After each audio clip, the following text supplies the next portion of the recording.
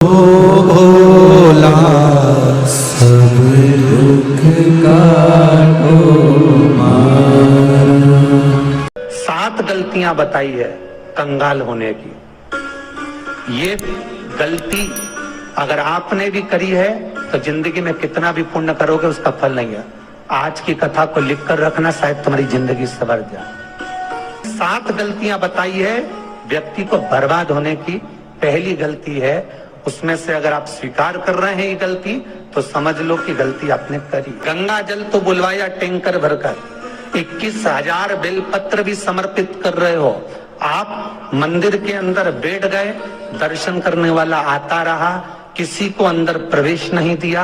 आप गंगा जल चढ़ाते रहे, आप बेलपत्र चढ़ाते रहे, आप स्वयं पूजन करते रहे, और दूसरा व्यक्ति ना जाने किस भाव से, किस रूप में आकर भगवान की सेवा करना चाहता था। पंडित जी ने आपके चक्कर में उसको जल नहीं चढ़ाने दिया, पंडित जी ने आपके चक्कर में उसको बेलपत्र नहीं चढ़ाने दिया। पहली गलती ये हो गई कि भगवान के भक्त को भगवान से दूर कर दिया गया। इसलिए बर्बादी का पहला कारण आप भक्त और भगवान में दूरी बना दी। दूसरा कारण, भगवान की जब पूजन कर रहे हो, 21,000 बेलपत्र चढ़ा रहे हो, गंगा का जल चढ़ा रहे हो, चंदन चढ़ा रहे हो, अबीर चढ़ा रहे हो, गुलाल चढ़ा रहे हो, तो तुम्हारे भीतर ये अहंकार, जब तुम पूजन करके उठो तो उठते समय तुम्हारे भीतर अभिमान नहीं होना चाहिए कि मैंने जो अनुष्ठान करा उसके बराबर कोई नहीं कर सकता। तीसरा कारण कि भगवान की सेवा तो आप कर रहे हो, भगवान की चाकरी में तो आप लगे हो, भगवान की आराधना भी कर रहे हो, दिया भी लगा रहे हो, धूप बत्ती भी लगा रहे हो, स्नान भी करा रहे हो, पंचामृत स्नान भी करा रहे हो, सारी पूजन अर्चना सब तुम कर रहे हो। पर हो सकता है इस पूजन अर्चना में आप केवल 3 घंटा पूजन करते हो और बाकी के समय किसी न किसी की जीवात्मा को दुख पहुंचा रहे हो। एक कथा में एक बात कही थी कि भले मंदिर में दिया मत लगाओ, भले मंदिर में जाकर धूप बत्ती मत जलाओ, भले मंदिर में जाकर भोग मत लगाओ, भले मंदिर में जाकर जल मत चढ़ाओ, कुछ मत करो, भले भगवान को नए कपड़े मत पहनाओ, भले तुम्हारी मर्जी पड़े भगवान को भोग मत लगाओ, पर शास्त्र कहता है कुछ मत करो, पर एक काम जरूर करना कि किसी के चेहरे पर प्रसन्नता ला देना तो मंदिर में दिया जलाने के बराबर होगा। किसी के चेहरे पर चमक ला देना, प्रसन्नता ला देना तो अगरबत्ती लगाने के बराबर होगा। किसी गरीबड़े के, किसी दुखी के चेहरे पर अगर तुमने प्रसन्नता ला दी तो वो भगवान को कपड़े पहनाने के बराबर होगा। मालूम पड़े तुम मंदिर में पूरी सब्जी बांटो, मंदिर में भोजन कराओ, मंदिर में सारा पकवान चढ़ाओ, और कोई तुम्हारे कारण अगर दुखी है तो तुम्हें वो सुख का भान नहीं हो सकता। तीसरा कारण है। चौथा कारण है, जिस मंत्र को पढ़ा जा रहा है, जिस मंत्र का स्मरण किया जा रहा है, जिस भगवान की माला को हम जप रहे हैं, हम पाठ कर रहे हैं, उसमें त्रुटि। चौथा कारण है कि आप जो पाठ कर रहे हो, आप जो पूजन कर रहे हो, आप जो अनुष्ठान कर रहे हो, उसमें कुछ ना कुछ गलती जरूर हो रही है। ये चौथा कारण। एक बार पूरे घर के लोगों को बिठाओ, अपने घर के लोगों को, मम्मी से पूछना, मम्मी तुम कौन कौन सा पाठ करती हो? एक बार मम्मी से पूछना, फिर एक बार पापा से पूछना, पापा आप कौन कौन सा पाठ करते हो सुबह? फिर बहू से पूछना, भाभी आप कौन कौन सा पाठ करती हो? फिर छोटी दुल्हन से पूछना, छोटी दुल्हन तुम कौन कौन सा पाठ करती हो? भैया आप कौन कौन सा पाठ करते हो? आप कौन कौन सा पाठ करते हो? जब घर के अंदर बड़ी बहू अलग तरह का पाठ कर रही है, छोटी बहू अलग तरह का पाठ कर रही है, मंजली बहू अलग तरह का पाठ कर रही है, माँ अलग तरह का पाठ कर रही है, पति अलग तरह का पाठ कर रहा है, तो उसका जो प्रभाव है, कौन सी चीज कहाँ टकरा रही है, जिसके कारण घर में रोग इतना है कि कोई सही होने वाला ही नहीं है। अब तुम कहो कि सीवर वाले गुरुजी ने उपाय बताया, हमने बहुत करा, पर सही क्यों? तो सही क्यों नहीं हो रहा है? उसका कारण है या तो बड़ी बहू जो पाठ कर रही है, या सास जो पाठ कर रही है, जो पति जो पाठ कर रहा है, नाते जो भी उस घर के अंदर रहकर जो पाठ अर्चना कर रहा है, उसमें जरूर कुछ ना कुछ ऐसा हो रहा है जिसके कारण वो काम नहीं कर पा रहा।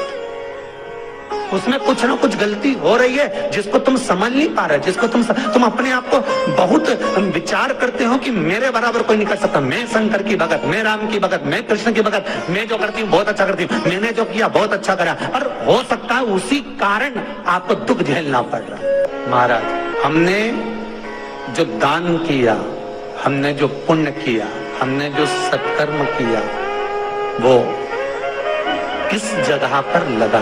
पांचवा सूत्र, जो आप पुण्य कर रहे हो, सत्कर्म कर रहे हो, वो किस जगह पर लगा? ये पांचवा सूत्र। फिर निवेदन करेंगे, गाय, बेटी और लक्ष्मी 50 बार विचार करना, तब किसी को देना। बेटी किसी ऐसे को मत ब्याह देना जो जुआ खेलता हो, मदिरापान करता हो, मांसाहार करता हो, वेश्यावृत्ति करता हो। वो बेटी का सम्मान नहीं करेगा, बेटी रोएगी तो कन्यादान करने वाले को रोना पड़ेगा। दूसरे नंबर पर गौ माता, गाय ऐसे ब्राह्मण को दान मत देना कि ब्राह्मण के घर में खुद रहने की जगह नहीं और गाय को ले जाकर तुमने दे दिया और उस ब्राह्मण ने जब तक दूध दिया बांध कर रखा, एक तगाड़ी बाल्टी साड़ी के चक्कर में ले लिया, सोने के सींग के चक्कर में ले लिया और बाद में वही गाय कसाई के हाथ में बिक गई और कसाई ने काटा तो बद्दुआ तुमको लगी। बेटी, गाय और लक्ष्मी, पैसा भी किसी ऐसे भिखारी के कटोरे में मत दान देना कि जिसने ले जाकर मदिरापान में लगा दिया, जुए में लगा दिया, वेश्यावृत्ति में लगा दिया। अगर जिस भिखारी के कटोरे में पैसा दिया उसने शाम को ले जाकर मदिरापान में, जुए में लगा दिया, तो लक्ष्मी रोती है कि तूने मुझे गलत जगह पर दिया है, इसलिए तुझे रोना पड़ेगा। तब व्यक्ति को रोना पड़ता है, फिर व्यक्ति होता है। जो ये 7 कारण है शिव महापुराण के, लिंग पुराण में जो 7 कारण बताए हैं दुख आने के, जब फैक्ट्रियां अच्छी चल रही, जीनिंग अच्छी चल रही, व्यापार अच्छा चल रहा है, तो 7 कारण बताए हैं कि आप उन 7 कारण में से कोई कारण आपके साथ में हुआ है जिसके कारण आप रोड पर आ गए। भगवान शिव की कथा का 6ठा कारण बता, हमारे दुख का कारण आदर सम्मान में कमी। घर के जो बड़े हैं, घर के जो बुजुर्ग हैं, घर के जो आदरणीय हैं, उनका सम्मान नहीं करता। सुंदर कहा, जिस घर में माँ बाप की इज्जत नहीं होती, उस घर में देखना कभी बरकत नहीं होती। 6ठा कारण है सम्मान, सत्कार, आदर ना। 7वां कारण, ये अंतिम कारण है, जितने लोग कर्जे में लदालू में, जितने लोग दुखी हैं, जितने लोग तकलीफ में, आज की कथा को बहुत दिल से सुनना, अपनी गलती को जरूर छांटना। मुझे विश्वास है मेरा भोलेनाथ, आप अगर गलती को स्वीकार कर लोगे तो शंकर वापिस आपको करोड़पति बना देगा, लखपति बना देगा। शंकर आपके भंडार फिर भर देगा। 7 कारण में से अपनी गलती को जरूर छांटना। साहब की आपने गलती कौन सी करी, और अपनी गलती को छांट ले, यही सबसे बड़ी बात है ना। लोग सुनने के बाद भी नहीं छाटेंगे, नहीं मैंने तो कुछ कर रही है, मैं तो कुछ कर ही नहीं, बस मैं ही तो है, हरी जगदम्बा वो मैं ही फंसा है बीच। 7वां कारण, महाराज किसी का बेकार धन हमारे घर में आ जाए। एक कथा बहुत सुंदर है। एक गांव में एक व्यक्ति रहता था, खूब अच्छी कमाई करता था।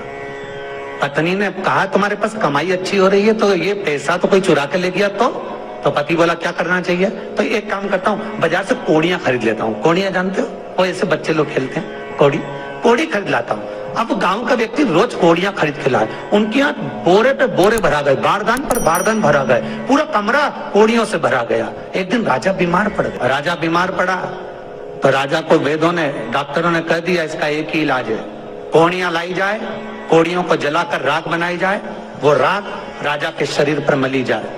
राजा के शरीर पर जब राख को मलेंगे तो राजा ठीक हो जाएगा। राजा ने अपने दूतों से कहा जाओ नगर में कोड़ियां देखो।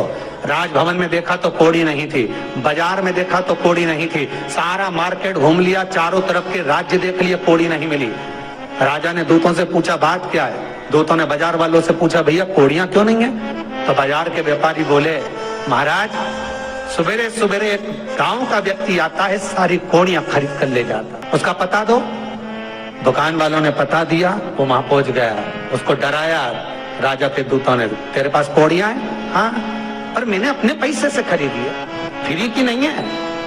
खूब खर्चा कर कर मैंने कोड़ियां जोड़ी हैं। राजा बीमार पड़ा है, कोड़ियां ला के दे। उसने मना करा, दूतों ने डराया। ठीक है लो, उन्होंने बारदान खोल लिया, झोला खोल लिया, बैग खोल लिया। राजा के दूतों ने बैग खोला।